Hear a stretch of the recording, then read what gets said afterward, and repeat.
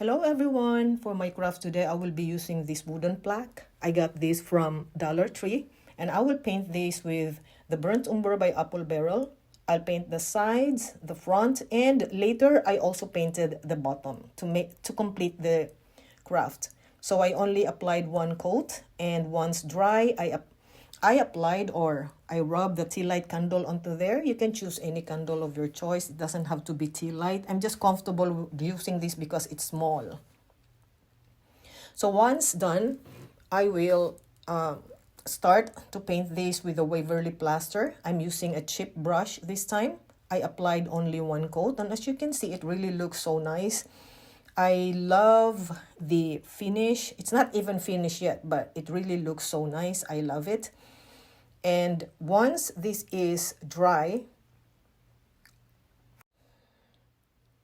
I will sand the sides. So it's now showing the first coat, the first paint, which is the Burnt Umber by Apple Barrel. And it really looks so awesome. It really is distressed.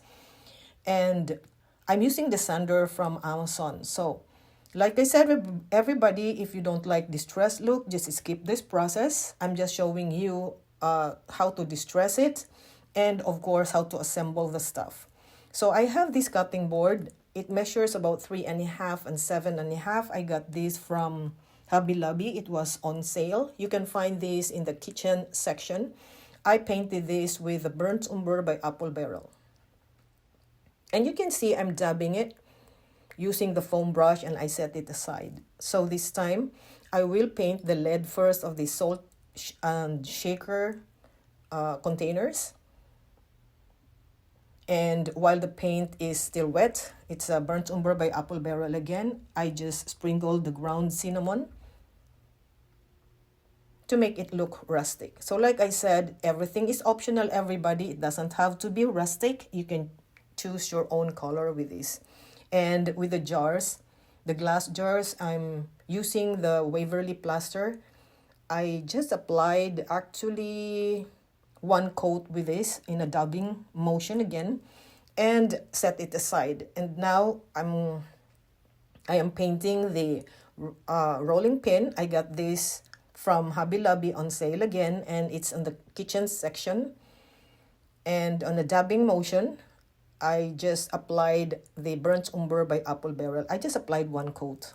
And now here comes the distressing part. I'm going to dirty this up by using the Jolie Finishing Wax Black Top Coat. I got this from Amazon. So you can see I'm using an eyeshadow brush because I control the thickness and the lightness of the application. So I'm dirtying this up. Like I said, you can even choose any color of your choice. And then I just set it aside. Going back to the cutting board, I will dab or rub the tea light candle onto there, and I'm going to paint it with a Waverly plaster. And once dry, I will now start to just make it look distressed. And you can see I'm sanding it because there's a lot of ways to distress stuff. Sometimes I use this, whichever is comfortable with you. So I have this very nice napkin. I got this online.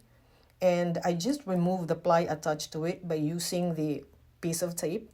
And I will remove the napkin, the excess napkin that I don't need, by using the water pen. If you don't have any water pen, you can use a very small brush, dip it into the water, and then dab it onto the area you want to tear. And I like to tear it because I am into the distressed look, so I don't have to use any pair of scissors. So now I'm going to apply the Mod Podge, only one coat. It has to be evenly coated, evenly applied. And again, I apply the Mod Podge to seal the napkin. And I will dry this a little bit before I'm going to use the parchment paper and smooth it using my fingers. There's no wrinkle at all, so I'll just put that aside. So with this rolling pin, I will make this look rustic by just applying a little bit of the Burnt Umber by Apple Barrel, and while the paint is wet, I'm going to sprinkle the ground cinnamon. There are many ways of making material, rustic, I'm just comfortable using the Burnt Umber by Apple Barrel and the ground cinnamon. And with the use of this foam brush, I just dab it onto there, just, to make the ground cinnamon stick really to the rolling pin. I have these half wooden beads. I got this from Hobby Lobby. I'm painting it with the Burnt Umber by Apple Barrel, only one coat. And after it's dried, I will now start to just glue it onto the bottom. So this will make the feet of this. This is a very nice shelf sitter, everybody.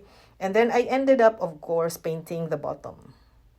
Now I'm assembling the stuff here, putting the cutting board first, and then to make this stand, I just glued it.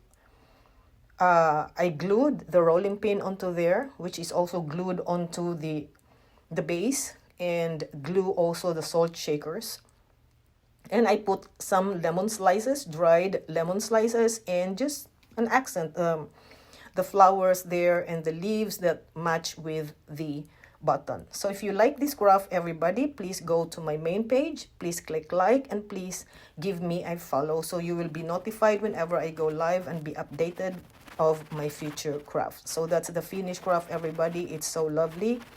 Now I already have the speed up video of this. Thank you all so much for all the messages. I almost forgot, to upload this, and I hope you like this.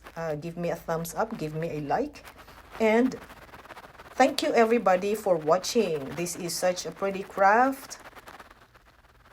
Thank you, and till next time.